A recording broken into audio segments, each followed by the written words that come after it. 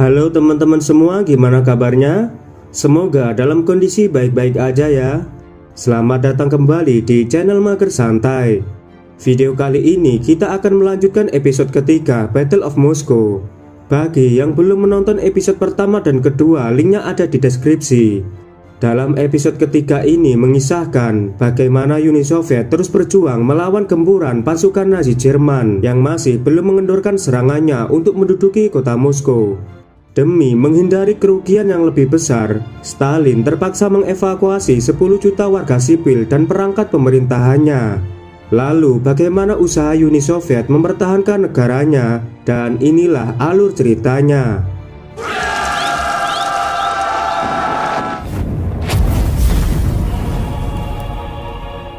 Di tanggal 5 September 1941, di Wolfsenz, markas besar Hitler yang berada di front timur Jerman, Hitler menemui para petinggi militernya termasuk Panglima Besar Franz Halder. Hitler akan membahas operasi Typhoon atau operasi angin topan, yaitu sebuah penyerangan frontal ke Moskow, ibu kota Uni Soviet. Operasi ini harus dilakukan sebelum musim dingin datang. Untuk melancarkan operasi Typhoon, Adolf Hitler langsung mengerahkan pasukan terkuat angkatan militer Jerman sebanyak 2000 unit Luftwaffe, 1700 tank, serta 1 juta prajurit. Hanya dalam pertempuran Battle of Moscow, Jerman mengirim pasukan dengan jumlah sebanyak ini yang belum pernah dilakukan Jerman di pertempuran manapun. Dengan dukungan pasukan dari grup tengah Jerman, barisan tank Hans Guderian mengawali penyerangan di sayap kiri front Bryan.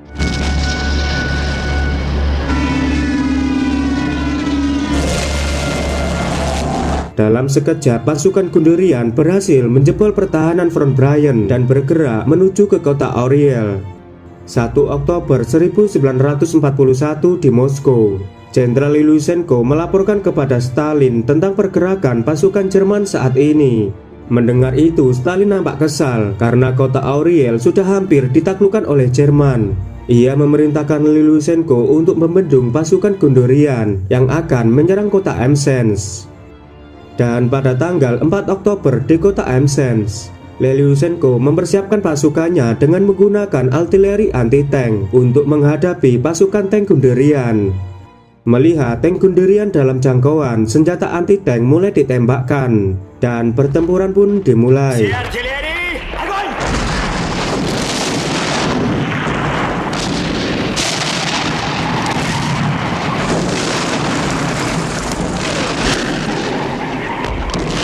Setelah berhasil membendung pasukan Jerman, Lysenko segera mengerahkan tank T-34.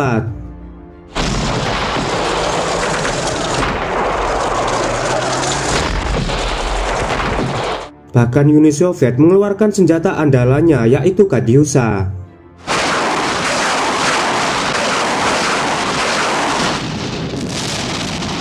Serangan itu seketika membakar tank-tank Hans Guderian.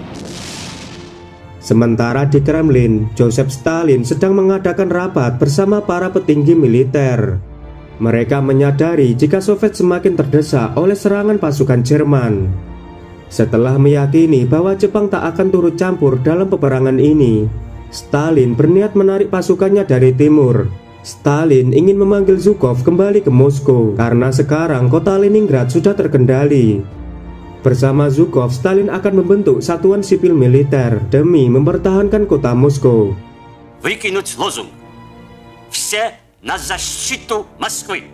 Tak lama kemudian, intelijen melaporkan kalau Jerman telah mengerahkan ratusan tank menuju ke kota Yuknov.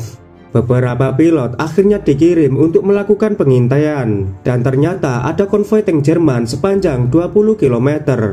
Sekarang pihak Soviet semakin frustasi karena kota Yuknov hanya berjarak 200 km dari kota Moskow. Tiligen segera meminta izin kepada Stalin untuk mengumpulkan semua orang yang layak untuk bertempur. Stalin lalu memerintahkan Tiligen untuk mengusir Jerman hanya dalam waktu 5-7 hari.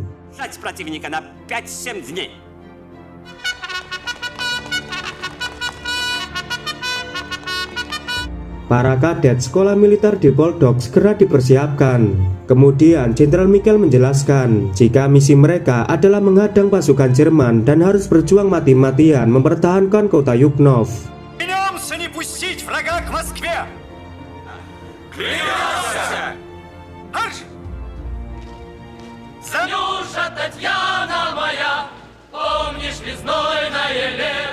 Di tanggal 8 Oktober 1941, Zhukov sudah tiba di front barat. Zhukov dikirim oleh Stalin setelah memimpin pertempuran di Leningrad. Ketika bertemu dengan para bawahannya, Zhukov pun langsung marah karena pasukan Soviet tidak mampu mengantisipasi serangan musuh. Sebenarnya strategi Jerman dari awal sampai sekarang tetap sama. Kemudian Zhukov mendatangi satuan kadet sekolah di Poltsk. Ia menyempatkan diri untuk menyemangati para prajurit muda yang sama sekali tak pernah bertempur. Zhukov juga menyampaikan pada komandan pasukan untuk tetap bertahan apapun yang terjadi. Еще 2 дня. Ни шагу назад, драться до последнего. Это Жуков. Tanggal 10 Oktober di front barat. Sesampainya di markas, Jenderal Ivan Konev sedang diinvestigasi oleh Komite Pertahanan karena kota Vyazma tidak ada tentara yang berjaga di sana. Комиссия Государственного комитета Во всех ваших ошибках виноват. Он действительно должен был получить 5 дивизий. Но вот теперь, во время войны... Lalu Zhukov ditelepon oleh Stalin dan Stalin memutuskan Zhukov untuk menjadi komandan tinggi di front barat. Zhukov hanya meminta satu syarat kepada Stalin, supaya Ivan diangkat menjadi deputinya. Mendengar itu, Stalin langsung setuju. Мне нужно иметь там своего заместителя. Хорошо. Para anggota Komite Pertahanan langsung dimarahi Zhukov bahwa pasukan Ivan telah bertempur mati-matian selama 8 hari demi menghambat laju musuh agar tak menuju ke kota Moskow. Sungguh sangat tidak adil jika perjuangan Ivan dianggap sebagai kesalahan strategi. И задержали немецкое наступление на 8 дней, но и своей жизни они спасали Москву. 13 Oktober di kota Borodino, Uni Soviet telah menyiapkan 600 prajurit dari akademi militer dan prajurit relawan dari warga Moskow. Sementara Jerman juga menyiapkan legiun Prancis untuk berperang. Sang komandan Nazi lalu memberi semangat kepada legiun Prancis bahwa pasukan Napoleon pernah melakukan peperangan demi merebut kota Moskow. Прошла великая армия Наполеона, армия Европы. Keesokan harinya, pasukan Jenderal Dovator ingin bergabung dengan pasukan Rokossovski. Jenderal Panfilov juga menyumbangkan pasukannya dari divisi senapan 316. Walau mendapat bantuan, pasukan Rokossovski masih kekurangan prajurit untuk menghadapi serangan Jerman. Dan pertempuran pun dimulai.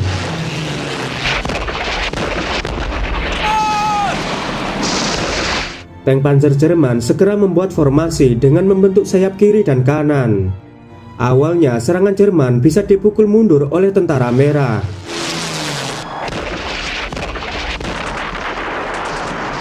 Tanggal 15 Oktober di kota Borodino, pertempuran pun kembali terjadi. Pasukan Jerman mengerahkan tank Panzer yang didukung serangan Luftwaffe dan berhasil menghantam pasukan Uni Soviet.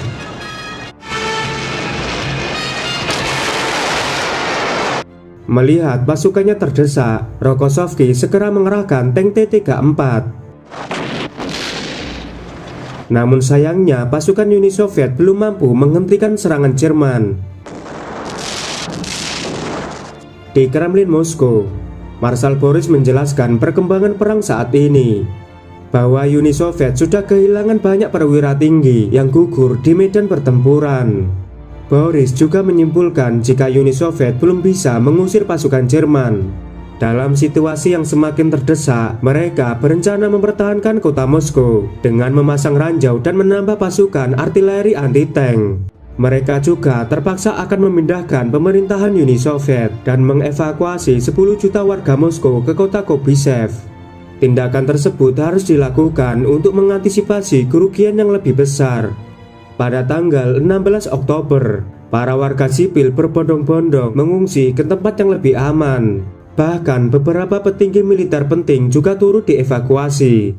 Sebanyak 1.523 pabrik dan industri juga dipindah ke wilayah Soviet di belahan timur. Tanggal 17 di area sekolah militer Poldoks, para kadet muda sudah bersiap melakukan pertempuran untuk merebut desa Supinka yang telah dikuasai pasukan Jerman.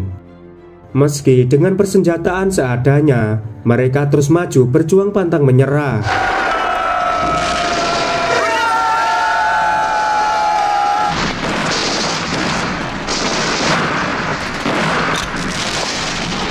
Dan akhirnya mereka berhasil merebut kembali desa Supinka dari tangan Jerman.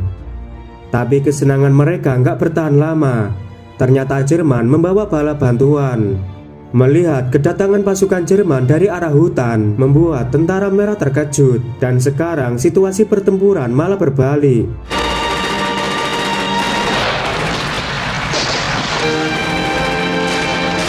Meski telah terkepung dari berbagai arah, para kadet muda tetap berjuang hingga ajal menjemput mereka.